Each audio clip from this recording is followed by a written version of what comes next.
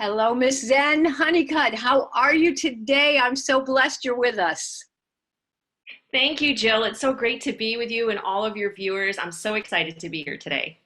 Well, welcome to Moms Across America. What I love is empowered moms, healthy kids, and the best line of all is Moms Across America is a national coalition of unstoppable moms. I mean, Yay! you, Yay! Yay is right. You wrote the book. Tell me about this book. What is unstoppable and how are you unstoppable? Oh, well, thank you. You know what? And I really see my book Unstoppable. You can see the big image behind me as not just me, but as moms in general. I'm really speaking on behalf of moms in general, our love and dads, but our moms. I'm a mom coming from that perspective. We are unstoppable because the love for our children will never end. We will not stop. We will not give up. We will protect our families. We will research the heck out of anything that's harming our children.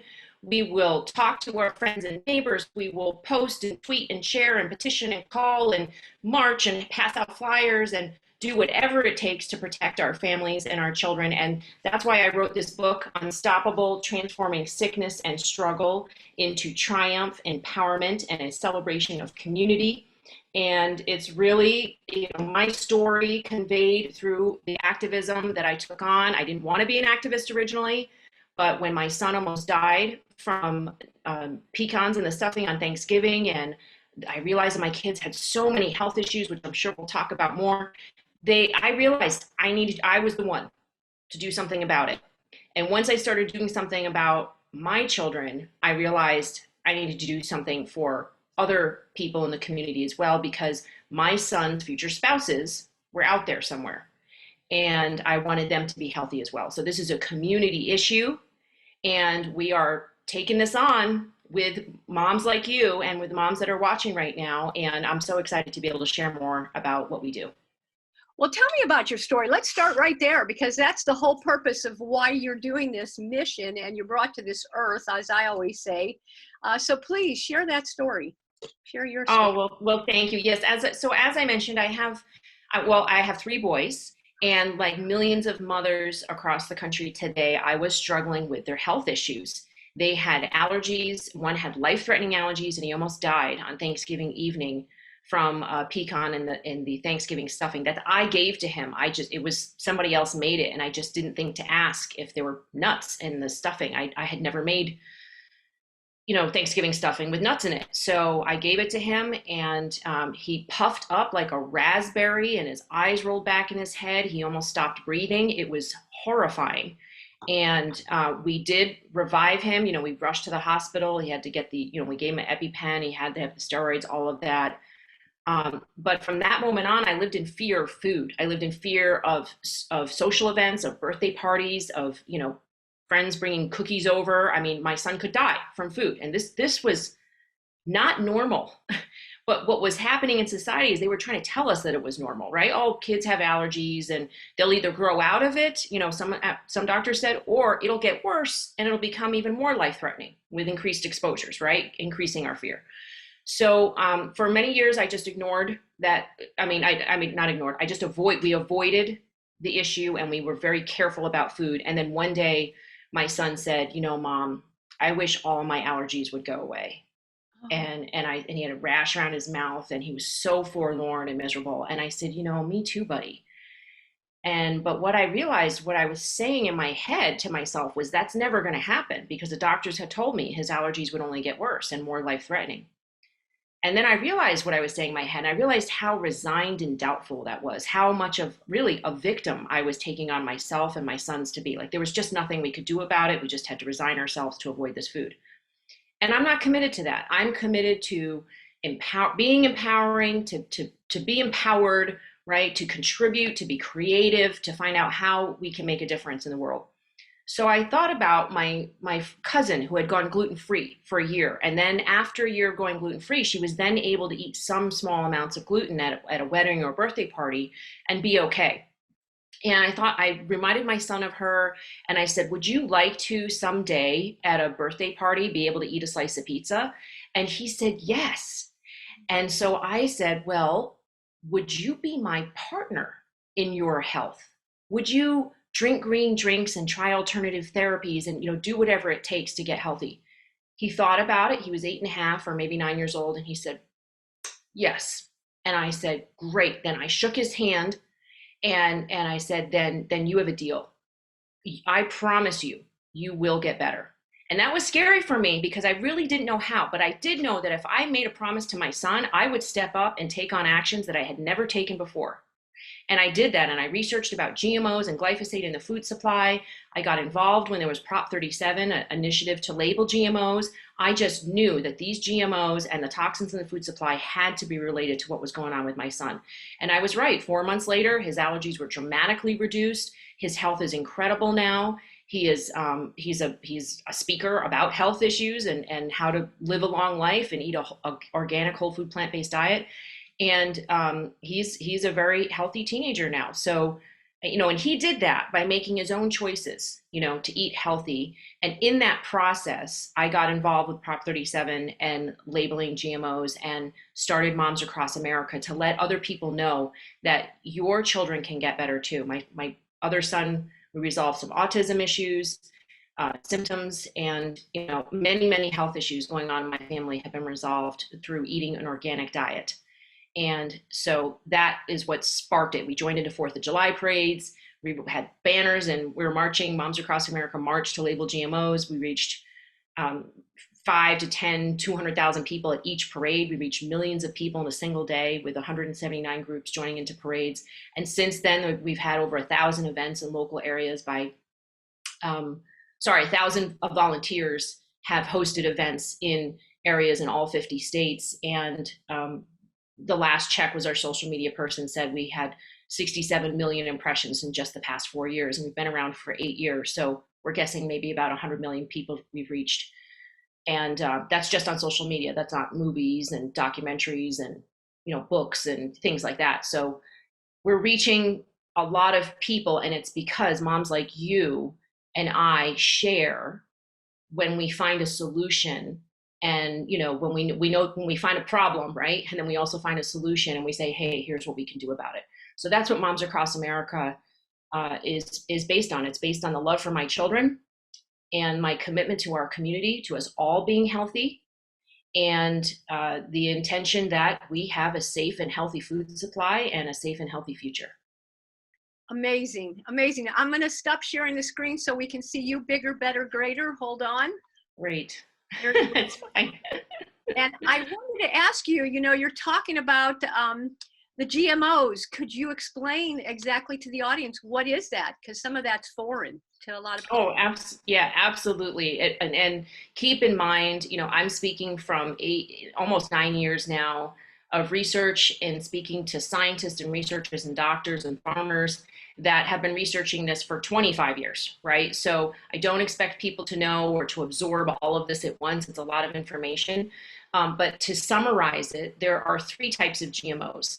And the first one invented was, excuse me, a Bacillotheriogenesis or Bt toxin GMO. And what that means is that the corn or the soy was genetically engineered in the lab so that there would be this Bacillotheriogenesis toxin, which is from the carcass of a dead grain caterpillar, inside the corn and the soy, and it would constantly reproduce more toxin so that when the bug ate it, its stomach would explode. And the toxin would build up in its stomach, and the stomach would be perforated, and the toxin would get out into its body, right? Now, Bacillotheriogenesis, Bt toxin, is used in organic farming, but it's the natural version that's not genetically engineered to be a little toxin factory. So after 4 hours, it dissipates. It kills off the tomato worms or the root worms, corn worms, or whatever, and it dissipates and dies, and then it's not harmful to humans. However, inside of the corn and soy that we then eat, right, that gets into our gut, producing a little toxin factory, the studies have really not been done to show whether or not that's safe. In fact, there's a cow farmer in Germany that claimed that Syngenta's version of that corn was killing his cows, and all sorts of terrible things happened to him. He lost his farm, and he was attacked, and really terrible things. So that type of that type of GMO is clearly of something which we would want to avoid in our food. The second type of GMO is called Roundup Ready or herbicide tolerant HT. And that means that the crop is genetically engineered so that the herbicide, which kills weeds, can be sprayed over the whole crop. You know, you've seen aerial planes, you know, spraying, or tractors with the giant, you know, things on the back that could spray chemicals. So they spray the entire crop, like corn or soy or sugar and sugar beets, and then the weeds die, but the crop lives. Now, the problem with that is that glyphosate, which is in Roundup, gets into the cells of the plant. It does not wash off. It doesn't wash off. It doesn't dry off, and it doesn't cook off. And I was very angry when I found out about this, because I had been careful for years to wash my non-organic vegetables, thinking I was doing a good job. I didn't think I could afford organic, so I was just washing the things that I got, and it doesn't wash off. So then it gets into our bodies, and glyphosate is an antibiotic. It kills beneficial gut bacteria and allows for the proliferation of pathogenic gut bacteria. It's a chelator, meaning it grabs onto our vital minerals and nutrients in our bodies. No wonder so many people are vitamin deficient right now, right? Because we've got a chelator in the majority of our food, and it's a carcinogenic, and it's an endocrine disruptor. And there's a new study just out today showing it does damage the DNA in livers and kidneys, and it causes cell carcinogenesis. So it is a very detrimental chemical, these glyphosate herbicides, or otherwise known as Roundup or Ranger Pro, and they're being sprayed in our food at huge amounts. And not just on the GMOs, they're also sprayed as a drying agent on crops like wheat and corn and soy and sugar and barley and oats and things like that are not organic. So anyway, so first type of GMO has the pesticide built in right in. The second type of GMO has the herbicide built right in. It's tolerant to herbicide. Sorry, and it has herbicide in the plant because it absorbs it. The third type of GMO is what I call DT, or desired trait, and that's CRISPR or gene editing, which is when they genetically engineer the crop to have a desired trait, such as a non-browning potato. Now, I say non-browning because it still rots. You just don't see it rotting. And so, and it still smells, mind you, right? Or a non-browning apple, right? It's still going through that process. It just doesn't show that. And the problem with those types of GMOs, which are very inexpensive in some cases to produce, is that they cause off-target mutations. So they'll genetically engineer one part, like they'll take a snippet out, almost like taking one of your spinal cords out, one segment of your spinal cord out.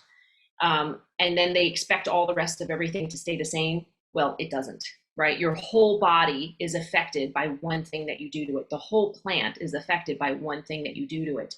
So I'm not interested in eating things that cause genetic mutations or that have the toxins built right in, or, absorbed, residues of toxins. I hope that sums it up. Yeah. So are you strictly then organic? Is that best for you and your family? Yes. So at home, we only purchase and eat organic food. There have been times when we've gone out, now that my son's gut systems are, their gut dysbiosis is recovered and they have healthier systems. Once in a while when they go out, if there's, a party or something, they may have a little bit of something. And for the most part, they do not react. They haven't had rashes and reactions in a very long time. But we take other things to counter that. We take care of the gut. We introduce probiotic and prebiotic foods. We have other supplements to support the system as well. But at home, we're 100% organic. Yes. That's awesome. How do we, can you suggest to this audience, how do they get started? Because it is, and I saw in your notes, I never use the word overwhelmed because that brings it to me. So I always said, well, this is interesting. Mm-hmm. So good point. Yeah, so I try to not bring that into my universe. But how do moms and dads and teachers, educators get started with what you're educating on us today, sharing with us today? Yes, well, that's a good question. I've always had difficulty with remembering lists of things. So I know some people like to refer to the EWG list of, the clean 15 and the dirty dozen and all that, but I have a very hard time remembering those kinds of things. I also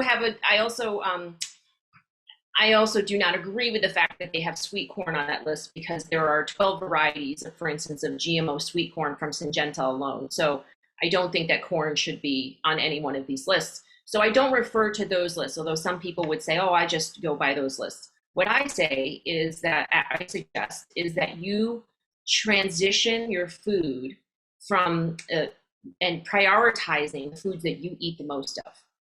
So for instance, if you always have a certain, a couple of loaves of bread, or loaves of bread and pasta and milk, and certain kind of cereal in your pantry and in your refrigerator, I would switch those to organic first. And the reason being because the highest levels of glyphosate that have been found are on wheat products, oat products, and soy. So I would switch those out first. Anything that's in those grains, those areas, and then the highest numbers of GMOs are going to be GMO corn and soy and sugar. So definitely at the top of the list are all processed foods like candy and soda and highly processed foods. If you can just get those out, even if you don't go organic, if you switch your highly processed foods to more whole foods, like for instance, instead of buying a watermelon flavored candy, or pudding, or some type of I don't know, rice pudding or lemon pudding or something like that, get the whole foods of that. Buy the watermelon instead, or buy the banana instead of banana pudding. Buy the bananas instead, right? Buy the whole foods and have your children eat more of those whole foods. And we prefer organic, as much as possible. So start with the things that you eat the most often. Ooh, our audience isn't going to like that. That's tough. That's hard. And I get it. It's a change. But man, I know just the effects when I have some of my clients change their nutrition. And we're always about plant nutritious foods versus something else, because we want foods from the ground, foods that are whole, just like you're talking about. And the number one food, which everybody says stay away from, is potato, but it's really the top satiety food there is that fills you up. It's what you put in it that makes it, good, bad, or indifferent. And none are yes, and there are GMO potatoes. And the USDA just deregulated them, so there will be no way for you to know that they're GMO unless you buy organic. Organic does not allow GMOs, and it does not allow toxic chemicals like Roundup or dicamba, 2,4-D, atrazine, all of these types of toxic chemicals. So it's very important to buy organic as much as possible. Sure. And I trust me, I was there when my first son had these allergies. We went non-GMO first. We didn't go completely organic because I still was with the mindset, 80-20, 80% or organic, you know what I mean? And I don't even know if I was really focusing on organic then. It was really just on GMOs. And so I was buying the non-GMO Project Verified. And then my second son, when he was about 8.5, so it was a couple years late, about 2 years later, he had a sudden onset of autism symptoms. I mean, just all of a sudden, he was a completely different kid. He was hitting and screaming. He had erratic behavior. His grades dropped from A's to D's in some classes. He wasn't even trying. I mean, this was the kid that had to be first, in class to finish his math test. Now he was just putting his head down and going to sleep. Like, he just was out of it. And his teacher called me and told me that there was something going on with him. My husband just thought it was a phase. And I said, no, there's something going on here. I took him to a doctor. And the doctor that we had happened to be an autism doctor because we liked that he had a spaced out vaccine schedule. We didn't want to give them all at once. And so he was very well versed in what's going on with autism. And he said, yeah, he has autism symptoms, and I'm going to test him for his urine for bacteria and fungus and all that kind of stuff. And I said, why? And he said, well, because pathogenic bacteria that shows up in the gut and in the urine and the feces and all that leads to inflammation in the brain, which can lead to autism symptoms. And So he tested him, and my son was off the charts. C. diff, bacteria, fungus, 21 different food intolerances. He said, yeah, your son has dysbiosis of the gut. And at the same time, we finally succeeded with Moms Across America in getting glyphosate testing. And glyphosate, again, is that declared active chemical ingredient in Roundup that is the most widely used herbicide in the world. And so we got all three sons tested, and this middle son with the autism symptoms, his results came back positive for more Roundup than was found, 10 times more Roundup that was found anywhere in Europe. And he had the levels of a farmer of glyphosate in his body. And I thought, why is this happening? My other two sons did not. And I realized that it was probably because this son was eating wheat. He was eating the burger bun. If we went out to a restaurant, because at that time we weren't 100% organic, he would eat the burger bun. He would eat the burrito wrap, right, for burritos. That was wheat. He would eat the pasta at Nana's house. That was not organic. That was wheat. And the other two sons would not, because they had tested positive for a gluten intolerance. So he was eating wheat. That was the only difference in their diet. And he was positive 8.7 parts per billion of glyphosate in his urine. So we eliminated that, and we went 100% organic. Even the canned chicken and everything was condiments, everything we switched to organic. And within 6 weeks, and he had no sugar from Thanksgiving all the way through New Year's, through Christmas, no sugar. And because sugar feeds the bad gut bacteria. And we had to he did take a probiotic, and we had sauerkraut and colloidal silver for his gut lining. And he also had to take a compound for the fungus and the bacteria. I didn't want him to take medication like that, but the doctor said it was quite serious. So he did do that. But the biggest thing, I believe, was going all organic, because we eliminated the exposure to glyphosate, which is what kills the beneficial gut bacteria and allows for the proliferation of the pathogenic gut bacteria. And that pathogenic gut bacteria, according to Dr. Matt Buckley, has on the outer walls something called lipopolysaccharides. And those lipopolysaccharides signal the vagus nerve in the gut to tell the brain, the microglia cells in the brain, to go on attack. And when they go on attack, they create an excitotoxin which excites the brain neurons, and then they die, right? So then you don't have the eye contact or the concentration, the focus, the self-control, right? So autism symptoms show up. And so when we eliminated the glyphosate, then we stopped disrupting the microbiome in the gut, right? And we helped to balance out the good, what they call good versus bad bacteria, and create a more stable gut-brain connection. And so within 6 weeks, we retested him, and his glyphosate levels were no longer detectable, and his autism symptoms were gone and have never come back. And so I believe we are saving about $60,000 to $100,000 per year on autism treatments and therapies. My son is healthy, and we see that we can't afford to not eat organic. That's how we see it. We can't afford to not eat organic.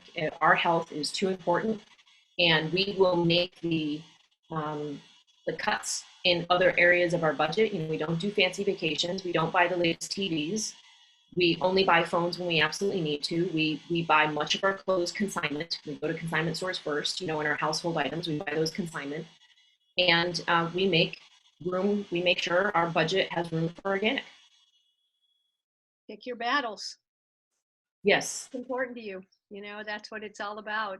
That is so fascinating. This has just opened a lot in my eyes, of the reason to make that change. And that's what it takes for people to hear this. And they always say it's about what you eat, and you're always hearing about it's your gut, how healthy your gut is. And you're telling us, absolutely, look at your children. And what I love most is we get this message that we have to give the world, and you got it through your children, so that you can make a difference for moms across America to help their kids. Now, I have a question. So your son was great, and he said, yeah, shake my hand, I'm in. I want to get rid of this rash. I want to feel better. What happens to the mom that has the battle? or the dad that has that battle, that they won't make the change? What are some of your suggestions? Well, I believe that the children or the husbands that won't make the change with you, right, are simply choosing to do that because they're not fully aware of the impact on their bodies. They're just not there yet. There's nothing wrong with them. They're not trying to be belligerent. They're not, it's not that they don't love you or they don't trust you, right? That type of thing. They just haven't, like, it hasn't clicked for them yet. Like, it didn't click for me. Before that, I was still feeding my kids, excuse me.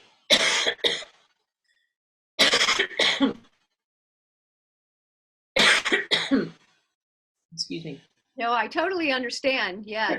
And I was still feeding I was still feeding them non-organic food until that moment clicked for me, where I saw that my son had 8.7 parts per billion of glyphosate in his urine, and I saw the look in his eye that was like, please help me.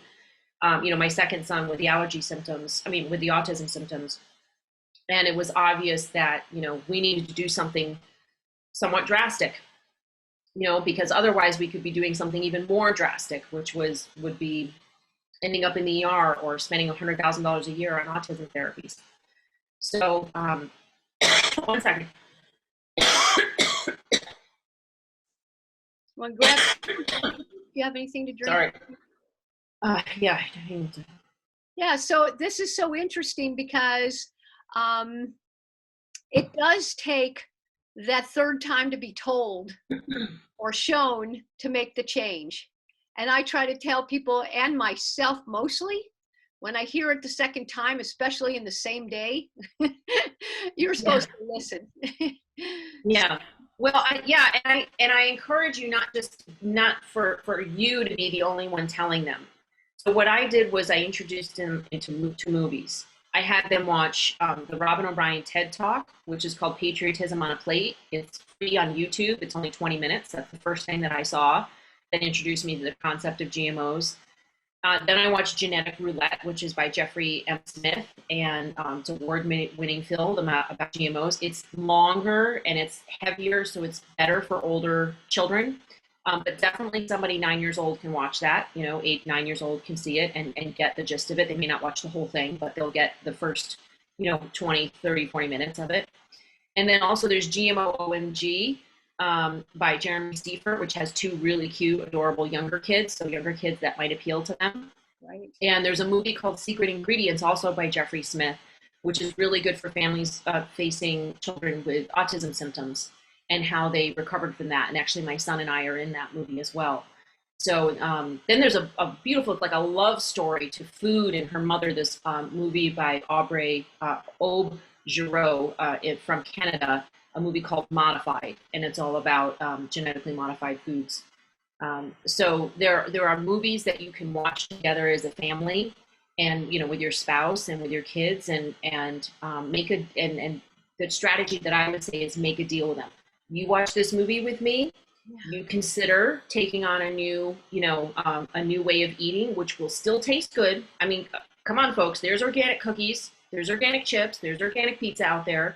You can still have the foods that you really love. You don't have to switch from pizza to all kale, right? Like, you can switch from regular pizza to organic pizza. It is out there. So you say you make a deal with them. You watch this movie with me. You consider making these changes.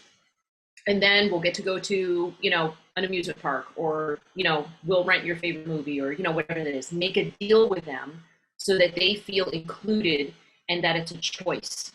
When my son made a choice, right, to take this on for himself, that made all the difference in the world.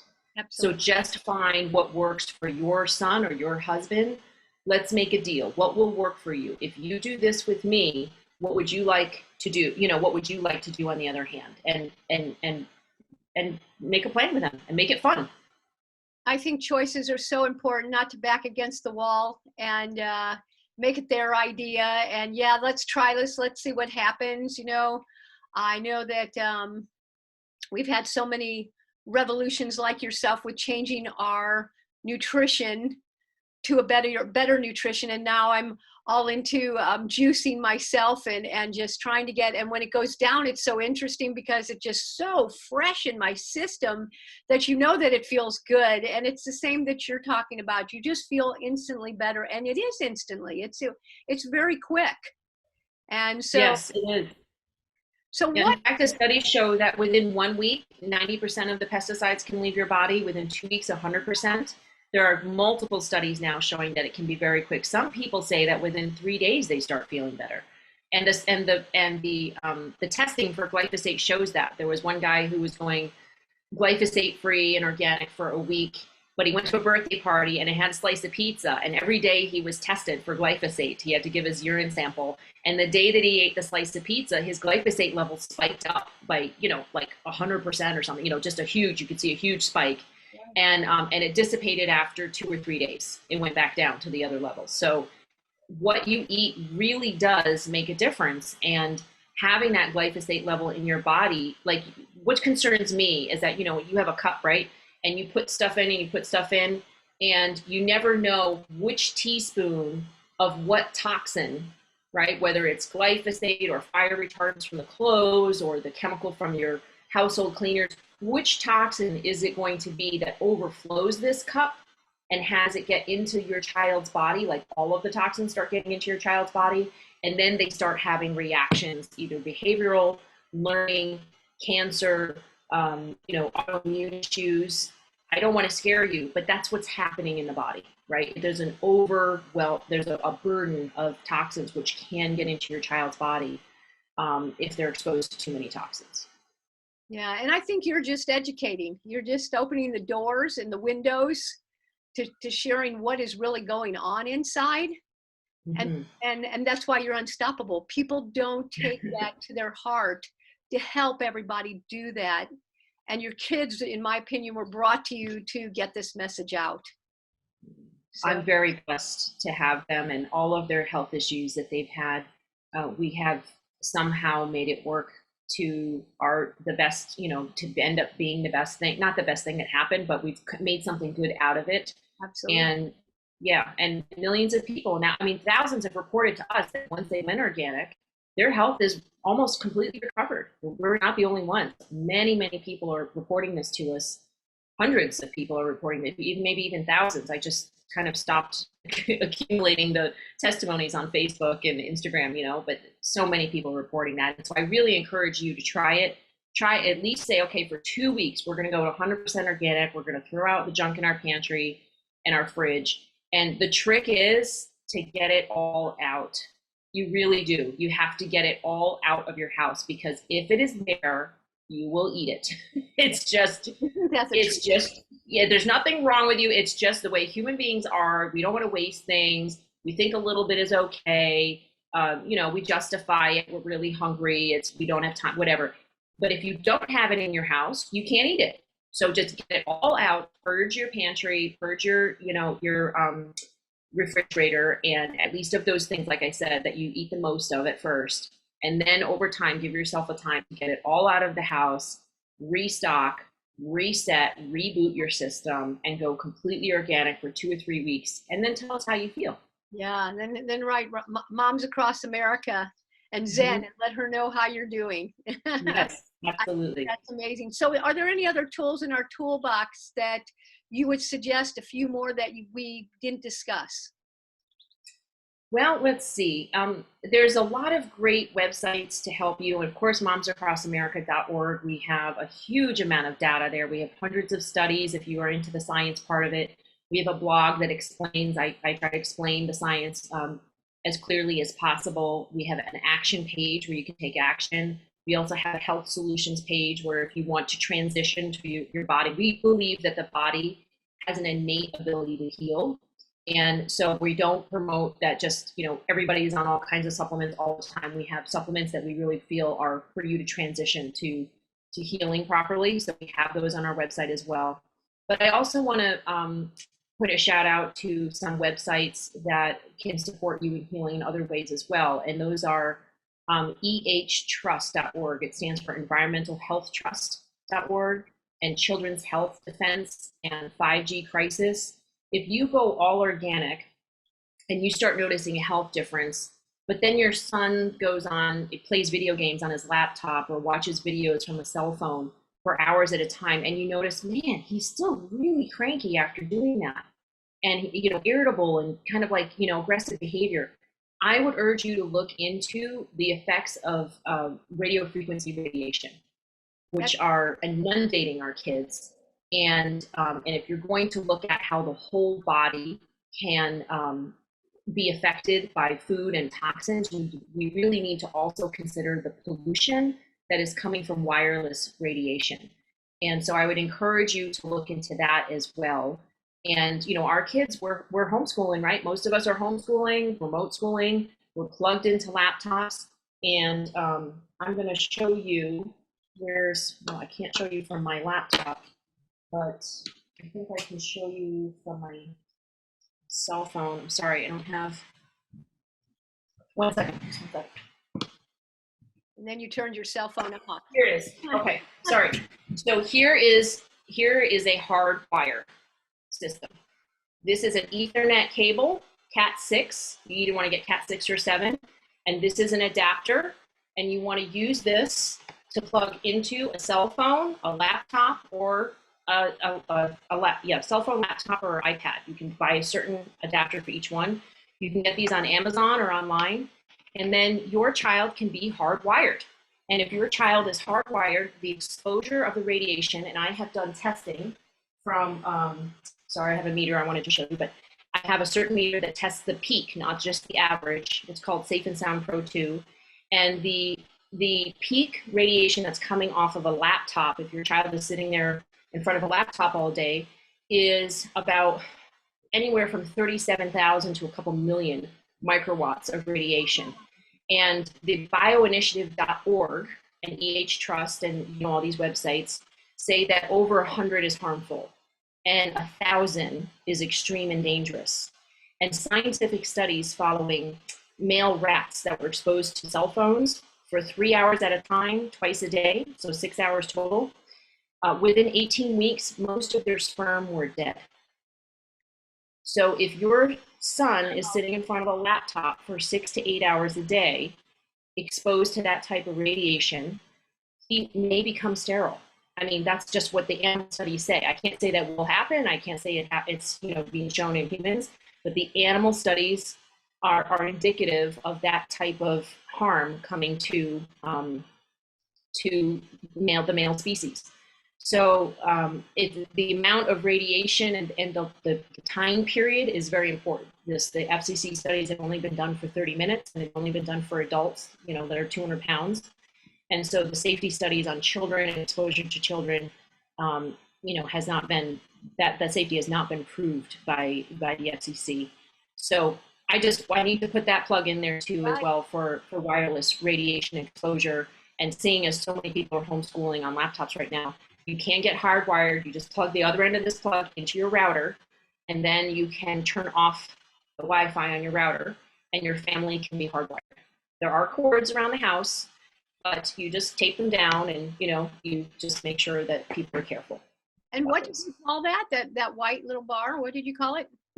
This is just called an adapter. Oh, just your adapter. You just look up an adapter. Yeah, you buy the adapter, and you buy the Cat 6 or Cat 7 Ethernet cable. Ethernet, ETHERNET, Ethernet cable.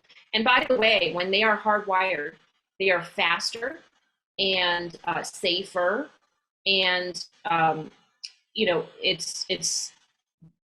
it's just a better way to go. And so your schools can do this. There's a program called Tech Safe Schools. If you do send your kid back to school, there's a Tech Safe School program on that website, techsafeschools.org. That they can follow to get hardwired, and your cities and your towns should also be, in a sense, hardwired, which is with fiber optics. You want to stay away from, and try to have your city council stay away from, the small cells that are putting up for 5G, which could be right outside your homes eventually if they get away with it. And you want to push for them to get fiber optics in your city or your town, which is also prevents fires, by the way, which is a huge ordeal, especially in the Midwest, the western part of our country. So fiber optics and getting hardwired much safer, much faster, much more secure and reliable. Well, you are my rock star girlfriend, and you are unstoppable, and you have a mission. Do you want to share anything that you're working on now? Because I love some of the things we talked about before we turned on to record. Sure. Well, I love it. I really appreciate your enthusiasm, and I just want to say before I talk more about what we're doing, I appreciate that you are supporting the whole child, and that the people that are watching today, it takes a special kind of person to homeschool. I know a lot of homeschooling moms. It takes a special kind of patience and commitment, and living in a world of the unknown, right? Of I don't know what is going to happen, or if I'm doing the right job, or if my kid is learning the right thing, right? Giving that up, and creating newly every day what you're committed to with your child. And this program, the Hip Hop Healthy Heart program for children, I'm excited that there's something out there for people that will focus on the whole child and the health of the child. Because if we don't put health first, the learning part will not come, right? Like I said, when my son when he was unhealthy, his ability to learn was completely diminished. Once he got healthy, once he got healthy again, by the way, I forgot to say, his grades went back up to A's, right? He's social and active and wonderful piano player and skateboarding outside probably right now. Like he's doing great. And so that's what we want for our kids. We want our kids to be active and healthy and curious about learning, and they have to be healthy first. And so I appreciate that you're putting that emphasis on health. Thank you. And the other things that we're doing, that we're working on, again, we're raising awareness about the new laws that may pass to allow these small cell towers, these wireless cell towers outside of people's homes. If you want to know more about that, go to those websites I mentioned: 5G Crisis, Environmental Health Trust, Children's Health Defense, and Moms Across America. You can find out more about that, and speak to your city council members and your mayor and people in your town to try to make sure that they stay out, or at least as far away from your home as possible. The next thing we're working on is that there's been a lot of evidence to show that Roundup is a carcinogenic, an endocrine disruptor, meaning it can cause birth defects and liver and kidney disease. And it recently, a study showed that it also kills 96% of the bees. So between 94 and 96% of the bees, which was never advertised in their products. And without bees, we lose every third bite of food. And the reason why the EPA continues to allow this is because they only require safety testing on one declared active chemical ingredient in a product. And the manufacturer gets to choose which ingredient that is. And in this case, for Roundup, Monsanto chose glyphosate.